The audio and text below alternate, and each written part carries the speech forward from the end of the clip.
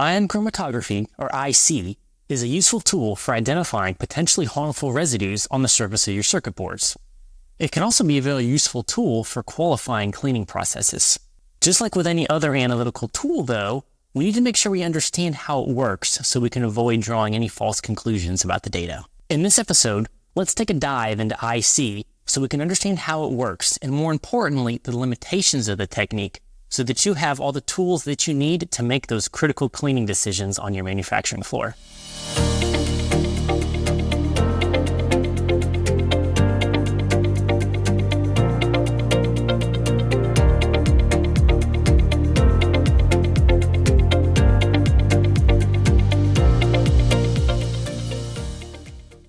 Chromatography is a technique for separating things.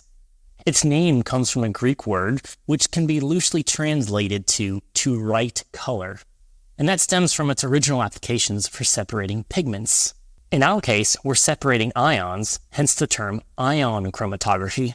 Now, an IC system is fairly easy, at least in principle, to understand. At the beginning, we have a solvent reservoir and a pump, which pumps the solvent through the system. This is called the mobile phase because it's mobile. It moves through the system.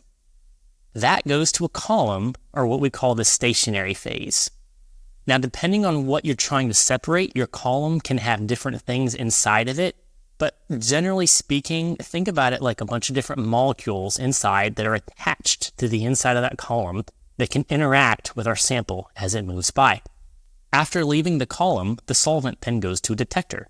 Many people use a conductivity detector, which simply measures how conductive the sample is. The more ions that are present, the higher the conductivity.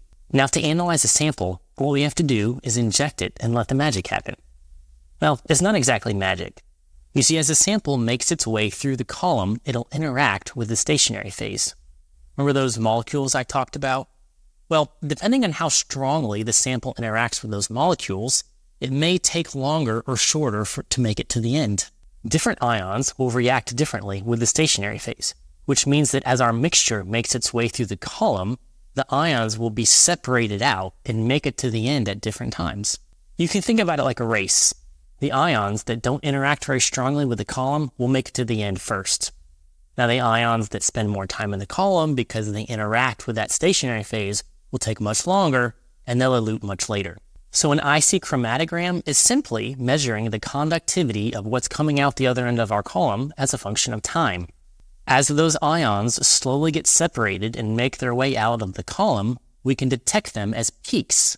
This method can also be quantitative, because depending on how much the conductivity of the solution changes, we can correlate that to how much of that ion is present in the solution. So remember, all that we're doing is we're measuring conductivity. So how is it that we know what ions are coming out the other end? Well, it turns out that we can actually calibrate our system with known standards. We can inject a sample that has known standards in them of known quantities, and we can just time to see how long it takes them to get out the other end. And so when we inject our unknown sample, we can look at it and say, hey, we have a peak here at 1.6 minutes. What else comes out at 1.6 minutes?